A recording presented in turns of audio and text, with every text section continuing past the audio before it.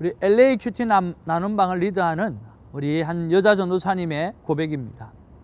7월 15일 토요일 날 민수기 29장에 보면 이러한 말씀이 있습니다. 너희가 성회로 모일 것이요 너희 심령을 괴롭게 하며 아무 일도 하지 말라라고 하는 말씀이에요. 자, 전도사님이 이 본문을 묵상할 때에 아니 성회로 모이는데 왜 심령을 괴롭게 해야 하는가 라고 하는 것이 궁금했던 거죠.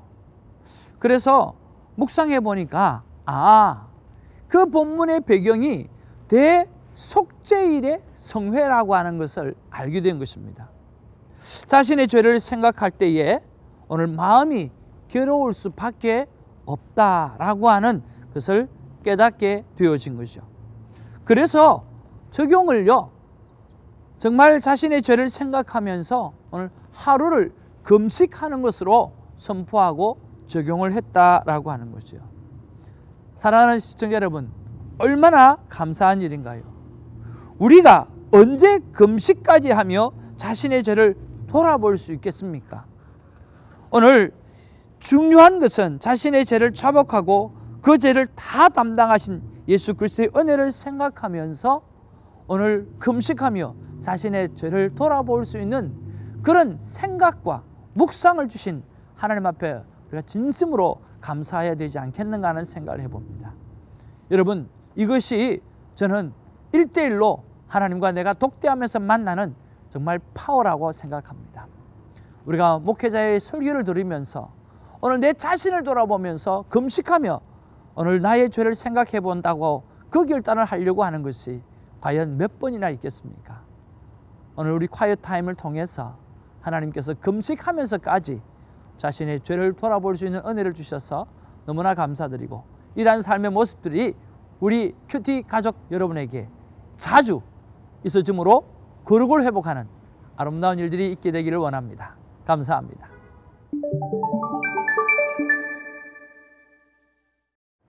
자, 오늘은 7월 18일 화요일입니다. 민수기 31장 1절에서 12절 말씀이 오늘 본문의 말씀이네요. 저는 화요 타임을 할 때마다 정말 이 민수기에서 이렇게 귀한 말씀이, 이렇게 놀라운 말씀이, 이렇게 가슴을 터치하는 말씀이 이렇게 날마다 주어질 수 있을까 하는 생각을 해보게 되었습니다. 우리 큐티 가족 여러분은 어떠셔요? 동일한 마음을 가지고 계시죠?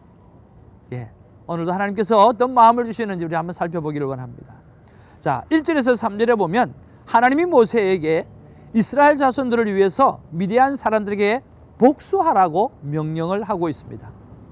그리고 4절에서 5절에 보면 그러기 위해서 각 지파에게 1000명씩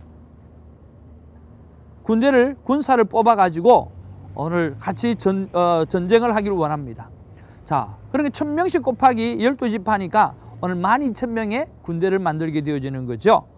자, 그리고 6절에서 8절에 보면 이 전쟁의 선봉장이 누구인가라고 하는 거예요. 모세가 아닙니다. 이 전쟁의 선봉장은요, 바알부올의 사건 때 여러분 기억하시죠?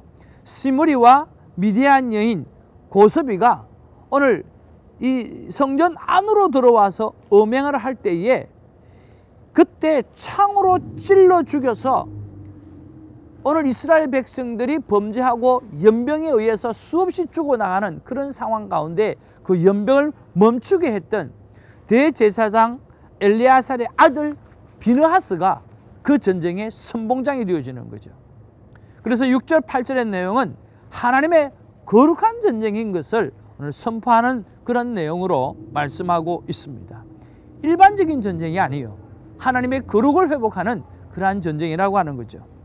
그리고 9절에서 12절에 보면 그 전쟁의 결과인데요, 미디안에 있는 왕 5명을 죽이고, 그리고 여러분 우리가 꽤 오랫동안 묵상했던 사람이 있죠. 바로 바알부올의 아들 발람을 죽이고 잡은 부녀자들과 그리고 아이들, 그리고 전리품에 관한 이야기가 있어요. 누구요?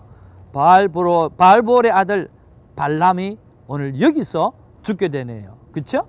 자, 그래서 오늘 이러한 내용이 오늘 이 본문 속에 있습니다.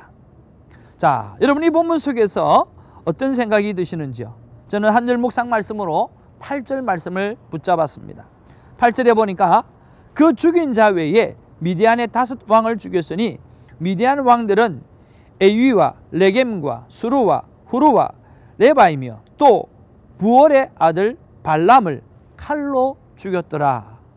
여기에서 부올의 아들 발람을 칼로 죽였더라 라고 하는 거죠. 왜 이 말씀이 터치했을까요? 왜 죽였을까라고 하는 거죠. 왜 죽었을까 하는 거예요. 한때는 이스라엘 백성을 축복했던 발람인데 그를 왜 죽였을까라고 하는 거죠. 그리고 묵상 질문을 올려드립니다. 하나님, 오늘 발람의 죽음의 이유는 무엇입니까? 라고 물어보았습니다. 그때 제 마음 가운데 주시는 응답은 이겁니다. 태정아, 쓰임받고 쓰임을 안 받고가 중요한 것이 아니란다.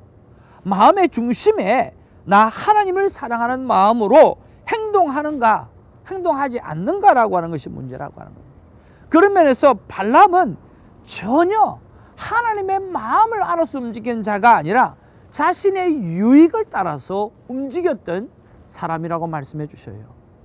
그래서 그렇게 해서 쓰임을 받아서 어떤 때는 기적을 일으키고 어떤 때는 하나님의 표적을 나타낸다고 하더라도 그것보다 외형적으로 특별한 열매를 보다는 정말 내적인 사랑의 고백과 오늘 100% 하나님을 믿고 따르는 순수한 믿음 생활, 이것을 하나님은 원한다고 말씀해 주시는 거죠. 사랑하는 성도 여러분, 하나님을 만홀히 여기지 말라고 말씀했습니다. 우리의 마음에 정말 순수한 믿음을 가지고 행동하느냐 행동하지 않는가.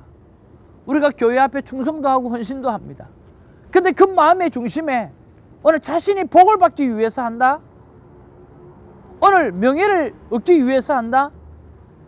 오늘 교회 건축 헌금을 내고 또 많은 것을 하더라도 하나님의 영광보다는 자신을 드러내기 위해서 한다? 여러분, 그런 경우가 우리가 얼마나 많이 있습니까? 참 어리석습니다. 그렇죠?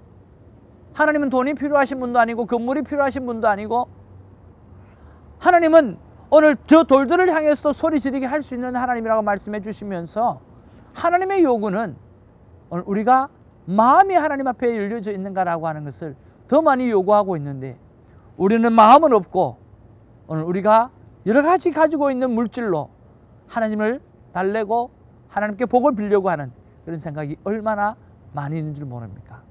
오늘 발람의 죽음의 이유가 바로 마음이 어디에 있는가에 따라서 달라졌던 그런 결과를 보게 되었습니다.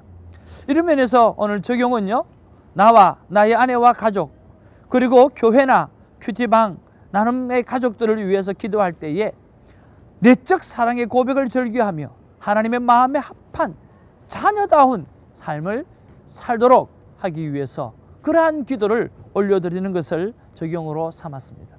새벽마다 여러분을 위해서 기도할 때에 오늘 여러분을 통해서 특별한 기적이 일어나기보다는 특별한 기적이 일어나지 아니한다 할지라도 오늘 하나님을 사랑하는 그 고백이 삶 가운데 넘쳐나기를 기도하는 그러한 기도의 중보자가 되기를 원합니다. 기도하겠습니다. 사랑과 은혜가 충만하신 아버지 하나님, 고맙고 감사를 드립니다. 하나님, 한때는 3번이나 이스라엘 백성을 축복했던 발람을 왜 죽이셨습니까? 왜 그는 죽어야만 했습니까? 라고 묵상 질문을 올려드렸을 때 하나님께서 저에게 말씀해 주시는 것은 오늘 옳고 그런 것이 중요한 것이 아니고, 오늘 기적을 얼마나 많이 나타내는가 라고 하는 것이 중요한 것이 아니고, 나더러 주여 주여 하는 자마다 다 천국에 들어갈 수 없다고 말씀했던 것처럼 오늘 내 이름으로 병자를 고치고 오늘 내 이름으로 기적을 행한다 할지라도 나는 너를 모른다라고 하는 그 말을 들을 수 있다라고 하는 말씀을 생각하면서, 중요한 것은 오늘 내가 진심으로 하나님 앞에 사랑을 고백하며 진심으로 순수한 믿음을 가지고 하나님 앞에 나아가는가라고 하는 것이 우리 삶 가운데 더 중요한 것을 깨닫게 해주셔서 감사를 드립니다. 주님, 어떠한 기적이 일어나는 것을 보다 오늘 내 마음에 모든 것이 하나님을 향하여 집중하고 있는가를 먼저 돌아볼 수 있는 우리 큐티인이 될 수 있도록, 우리 큐티인 가족이 될 수 있도록 하나님 역사하여 주옵소서. 감사하옵고 예수님 이름으로 기도하옵나이다. 아멘.